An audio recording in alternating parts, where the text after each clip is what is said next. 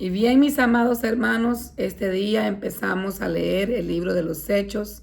Gloria sea al Señor, un libro precioso, maravilloso, que damos gloria, honor y honra al Señor que nos ha dejado tanto detalle. Bendito Dios, de la historia de la iglesia primitiva, cómo el Espíritu Santo iba obrando a través de los creyentes, de los discípulos, la obra preciosa que su Espíritu Santo hace en cada uno. Bendito Dios, recordémonos que el Antiguo Testamento es preparación. Tenemos que leerlo, como cuando una persona va a construir un edificio, obviamente primero las bases, la primera planta, luego la segunda planta, porque es una preparación que Dios en su gran bondad nos ha dejado, pero es necesario que nosotros conozcamos a detalle también el Nuevo Testamento. El Antiguo Testamento, preparación. Veíamos los inicios, veíamos también lamentablemente la caída del hombre, las consecuencias del pecado, la promesa que iba a venir un Salvador. Gloria sea al Señor, cómo Dios también juzgó la tierra con agua, cómo resurge una nueva generación, cómo el Señor llama a Abraham y forma un pueblo santo, el pueblo de Israel. Vemos las profecías que se venían dando acerca del Mesías, del ungido, de Jesucristo, las leyes divinas, tanta bendición en el Antiguo Testamento, la historia de los reyes, libros hermosos, hermanos poéticos de sabiduría. Tenemos tanta riqueza, pero también vemos que ya, gloria a Dios, leímos los 4 evangelios, hermanos, gloria a Dios.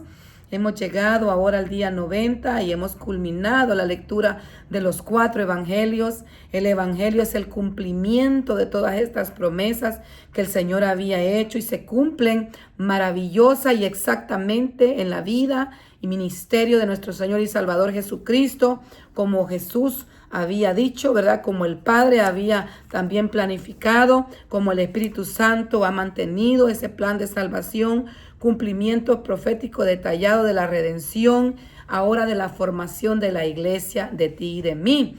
Gloria a Dios, por eso que ahora pasamos a leer el libro de los Hechos. ¿Y de qué trata este libro? Es la expansión del cristianismo, la expansión de la bendición, la expansión del evangelio. Jesús les había dicho: me seréis testigos en Jerusalén, Samaria, Judea, hasta el final. Y se empieza a expandir la bendición, todo obra para bien.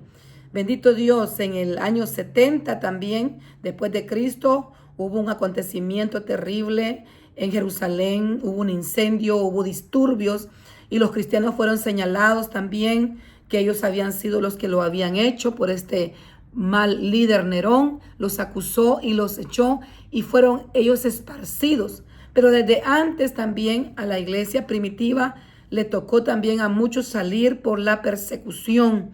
Bendito Dios, el mismo Saulo de Tarso, bendito sea el nombre de Jesús, lo vamos a leer en este libro, que perseguía a la iglesia pensando que estaba sirviendo a Dios. Y entonces, pero con ellos iba la bendición, porque donde ellos llegaban compartían la buena nueva de salvación. La expansión del cristianismo, la labor del Espíritu Santo, la vamos a leer a través de los apóstoles después de la ascensión de Jesús al cielo. Los temas que vamos a ver: el poder del Espíritu Santo.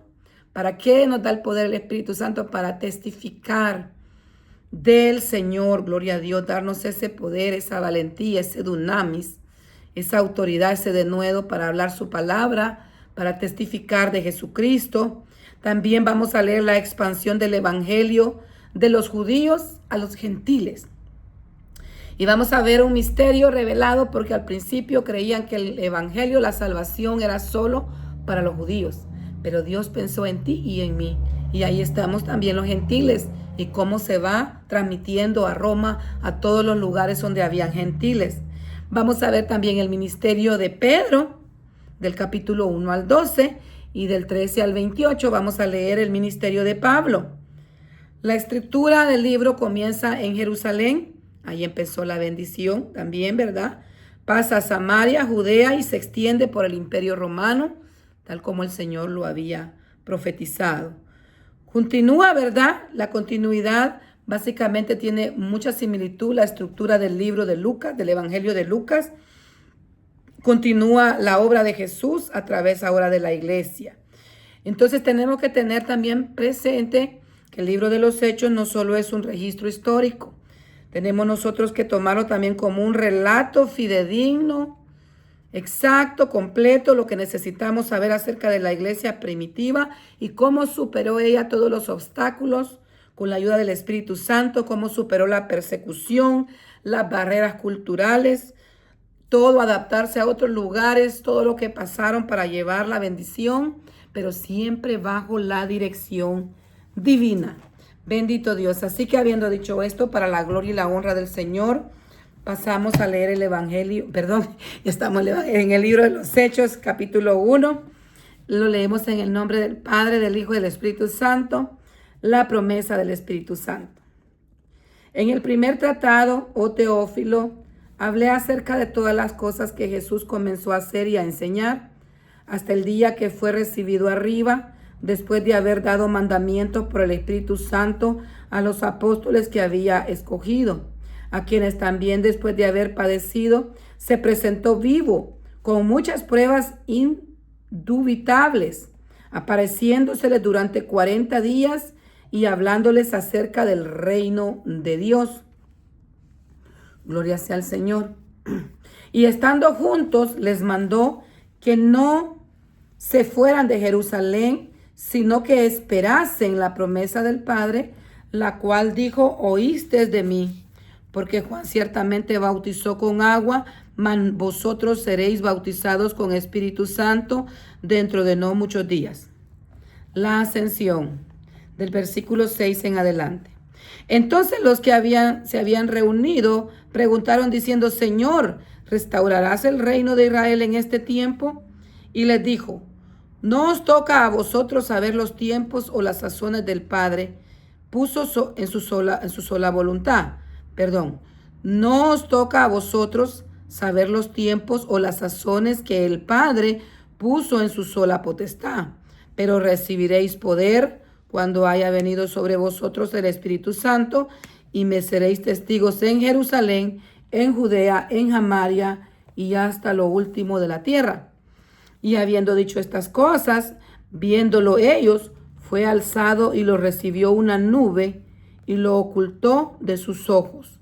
Y estando ellos con los ojos puestos en el cielo, entre tanto que se iba, he aquí, se pusieron junto a ellos 2 varones con vestiduras blancas, los cuales también les dijeron: varones Galileos, ¿por qué estáis mirando al cielo?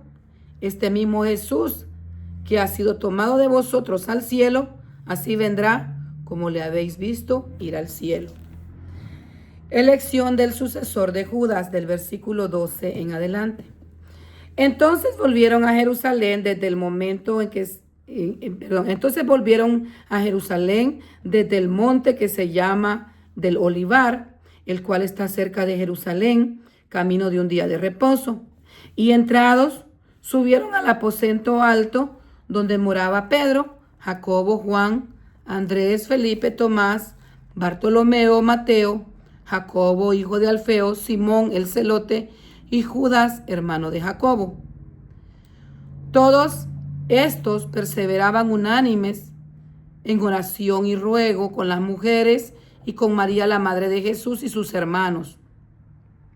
En aquellos días Pedro se levantó de en medio de los hermanos, y los reunidos eran como 120 en número, y dijo: varones hermanos, era necesario que se cumpliese la escritura en que el Espíritu Santo habló antes por boca de David acerca de Judas, que fue guía de los que prendieron a Jesús, y era contado con nosotros y tenía parte en este ministerio. Antes, pues, con el salario de su iniquidad adquirió un campo, y cayendo de cabeza se reventó por mitad, y todas sus entrañas se derramaron. Y fue notorio a todos los habitantes de Jerusalén, de tal manera que aquel campo en su propia lengua se llama Aceldama, que quiere decir campo de sangre. Porque está escrito en el libro de los Salmos: sea hecha desierta su habitación y no haya quien more en ella, y tome otro su oficio. Es necesario, pues, de que estos hombres que han estado juntos con nosotros todo el tiempo, que el Señor Jesús estaba ahí y salía entre nosotros, comenzando desde el bautismo de Juan hasta el día en que de nosotros fue recibido arriba, uno sea hecho testigo con nosotros de su resurrección. Y señalaron dos, a José llamado Barsabás, que tenía por sobrenombre Justo, y a Matías.